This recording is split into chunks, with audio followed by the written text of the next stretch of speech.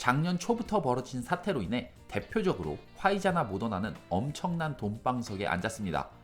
그 어느 때보다 약을 만드는 제약사들의 이름값은 더욱 높아졌고 백신 등 여러 약에 대한 관심도 시간이 갈수록 늘어나고 있습니다. 그에 반해 동네 어디서나 볼 수 있는 약국과 그곳에서 일하는 약사는 우리에게 매우 익숙해 사실 별 관심이 없죠. 그런데 우리에게 특별해 보이지 않는 이런 약사들이 음료수에 관심을 갖는다면 어떤 일들이 벌어질까요? 이번 영상은 코카콜라, 펩시, 닥터페퍼 이야기를 전하겠습니다.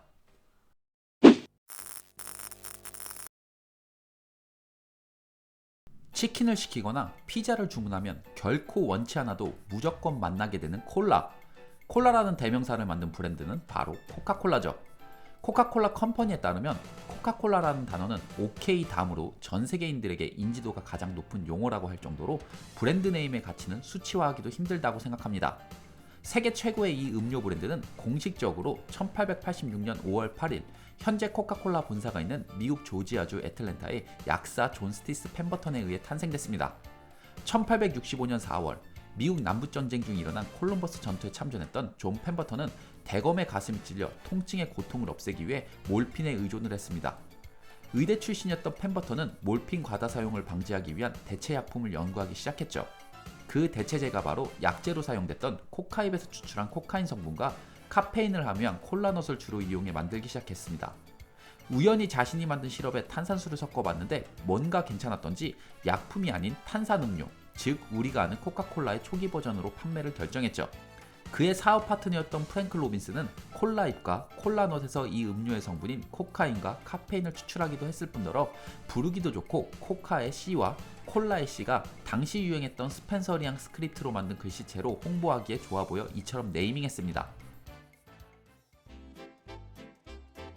코카콜라의 영원한 라이벌 펩시. 방금 설명했던 코카콜라와 시작부터 유사점이 많은데요.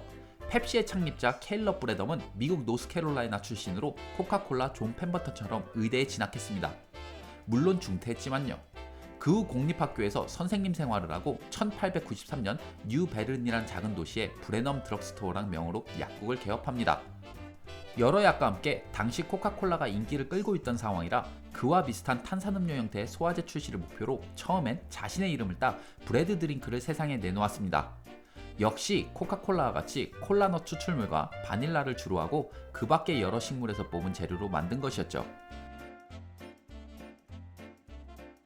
소화에 도움을 주기 위한 탄산음료의 특성에 맞게 위에서 분비되는 단백질 분해 요소인 펩신에서 스펠링 N을 빼 펩시로, 그리고 재료의 원료인 콜라넛에서 콜라를 붙여 현재 우리가 아는 펩시콜라가 탄생했습니다. 이 탄산음료수는 펩시콜라의 이름부터 시작해 지금까지 무려 11번이 넘게 로고를 바꿨는데 1962년부터 콜라 글자를 지우고 지금 우리가 칭하는 펩시로 사용되어 오고 있습니다. 우리나라에선 마니아층이 아니라면 잘 마시지 않거나 또는 아예 모르는 호불호가 확실한 음료수 닥터페퍼.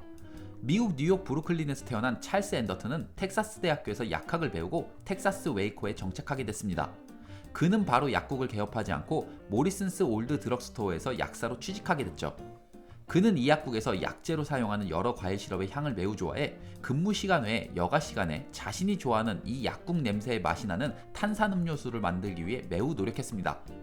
여러 시도 끝에 앤더튼은 완성품을 만들고 가장 처음으로 이 약국의 주인인 모리슨에게 건넸습니다. 반응이 괜찮아 레시피를 더욱 발전시키며 약국을 찾아오는 웨이코 사람들에게 더욱 사랑받는 탄산음료수를 만들게 된 것이죠. 그때가 바로 1885년입니다. 코카콜라가 나오기 1년 전 일로 닥터페퍼는 미국에서 상업적으로 가장 먼저 출시된 탄산음료수로 받아들여지고 있습니다. 이름이 닥터페퍼인 이유는 사실 명확하진 않지만 이 약국의 주인인 웨이드 모리슨의 호칭인 닥터페퍼로 지어졌다는 설이 가장 유력하다고 합니다.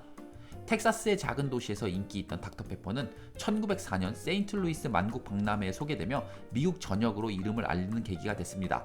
오랜 역사를 거치며 전 세계의 인지도를 알리고 판매하고 있지만 독특한 맛과 향을 가지다 보니 코카콜라나 펩시만큼의 명성이 못 미치기에 지역별로 코카콜라나 펩시에게 판매권을 넘겨 판매하고 있습니다.